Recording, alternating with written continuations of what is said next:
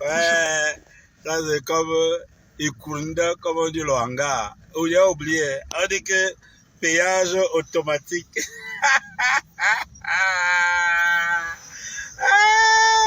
Il trouve ça drôle.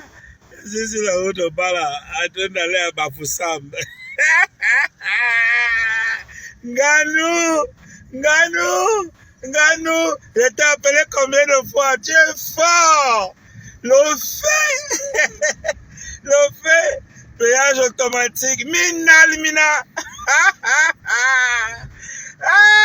Dieu, regardez, voici Planète Plutonium. Il vient de commencer, il fonctionne même bien. Mais le péage automatique qu'on a créé ici, là, ouais, avec tous les moyens de l'État, c'est mort. C'est-à-dire que c'est comme on dit, c'est folklore. Et alors voilà, moi je parle même pas de la route, hein. La route qui va chez les Étonnes.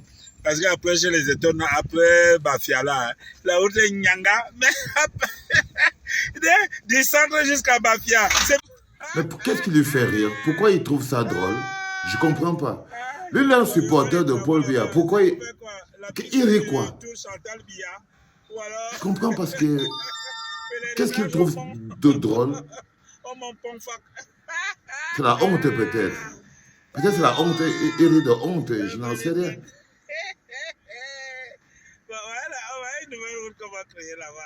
C'est la honte, je pense. Mais ils ne connaissent pas la honte. Oh, les enfants. Bonjour les enfants, c'est papa. Mon mur est un asile psychiatrique à ciel ouvert. Mais qu'est-ce qui fait rire ce bonhomme? Je ne comprends pas.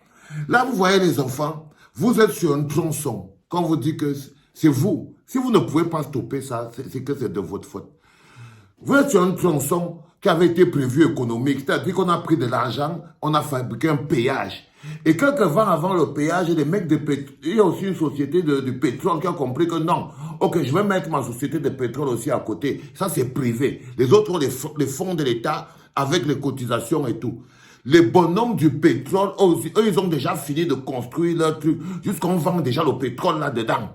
Mais le péage, qui est la chose collective, le péage qui appartient au pays, le péage donc qui est fait avec l'argent de l'État. Quand je vous dis que les intérêts collectifs, c'est ça qui sont sacrifiés. Le péage, lui, n'est pas fait. On a construit avec les murs et tout, mais il ne fonctionne pas. Ça veut dire que ça, c'est de l'argent enterré. Ça, c'est de l'argent enterré. Lorsque un peuple comme vous, on est capable de vous faire ça, ça ne peut plus être la faute de la personne qui vous fait ça. Non, mais vous-même, vous voyez avec vos yeux, c'est vous qui êtes un problème. C'est vous qui êtes un problème, ça ne peut pas être Pomba. Non. Non, si ce n'était pas vous, je crois que c'est vous qui forcez même Pomba à rester là. Je crois que Pomba est prisonnier de la lâcheté du peuple camerounais. Oui. Oh, partage, frérot, partage, frérot. Papa vient de dire quelque chose de grand, partage. Je crois que Pomba lui-même est prisonnier de la lâcheté du peuple camerounais. C'est-à-dire qu'il est prisonnier de notre incapacité. Il nous fait tout ce qui est mauvais. Il attend à un moment qu'on va même faire quelque chose. On ne bouge pas. On ne bouge pas. Il est prisonnier de notre lâcheté. Parce que là, vous voyez, c'est de l'argent enterré. Le bonhomme qui est en train de parler, tu vois pourquoi je ne comprenais pas ce qu'il le fait rire et tout, mais je pense qu'il riait jaune. Il rit jaune parce que c'est des mecs qui n'ont plus vraiment beaucoup de honte. Ce bonhomme, par exemple, son amour pour sa tribu et pour Pomba est plus grand que son amour pour le Cameroun. C'est pour ça que ça le fait rire. Là, c'est le Cameroun. Pour lui, en fait, on peut être comme ça. C'est la faute de Nganou Ndjoumessi. Hein? Et ce n'est pas la faute de Pomba. Donc, il appelle Nganou Ndjoumessi. Ça veut dire que Nganou Ndjoumessi est venu là de tout seul. En fait, ce n'est pas Pomba. Pour lui, Nganou Ndjoumessi, simplement parce qu'il veut réduire ça au tribalisme. Donc, pour lui, c'est la faute du gars Bamleke, Nganou Ndjoumessi. Et ça le fait rire. Ça montre que, non, que les Bamis ne veulent pas faire le travail, qu'ils n'aiment pas le Cameroun. C'est ça dans sa tête. Hein? Et c'est ça qu'il essaye d'expliquer. C'est pour ça qu'il rigole. Parce que tu ne peux pas dissocier ça du bilan de Pomba. Mais ce bonhomme-là, dès qu'il finit de faire ça, il fait encore la campagne pour Pomba pour encore 20 ans, 30 ans. Sauf que voter Pomba, c'est voter Nganou Ndjoumessi, c'est voter Motaze, c'est voter Ngongo. Voter Pomba, c'est voter Clément Atana, c'est voter Eric Essoussé, c'est voter Manaouda Manachi, c'est voter Madame Sipangras. C'est eux qui représentent Pomba. Pomba n'est pas une entité qui n'existe pas. Mais comme ils sont dans la logique de la tribu, c'est-à-dire que l'amour qu'ils ont pour leur tribu, pour leur village, pour le repli identitaire qu'ils font, c'est-à-dire de la manière dont ils perçoivent la République, leur amour là est plus grand que le Cameroun. C'est pour ça qu'ils rigolent.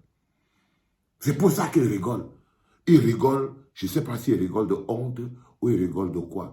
Mais nous le peuple, si tout ça s'était caché, si tout ça là, tout ce qu'on est en train de vivre là, c'était caché, qu'on ne voyait pas. S'il y avait l'illusion que c'est caché, on ne voit pas, on pouvait comprendre. On pouvait comprendre. On pouvait dire non, c'est des situations qu'on ne voit pas, ce n'est pas accessible au peuple, ce type d'information et tout. Que non, ça se passe devant nos yeux. Ça se passe devant nos yeux. Là, par exemple, les hôpitaux ne fonctionnent pas, il n'y a pas de médicaments, pas de paracétamol, il n'y a même pas les petits choses comme ça. Mais on enterre l'argent à l'entrée de la capitale. Qui fait le contrôle citoyen de l'action publique? Le CCAP. Le contrôle citoyen de l'action publique. Qu'est-ce qu'on fait de l'argent? Personne.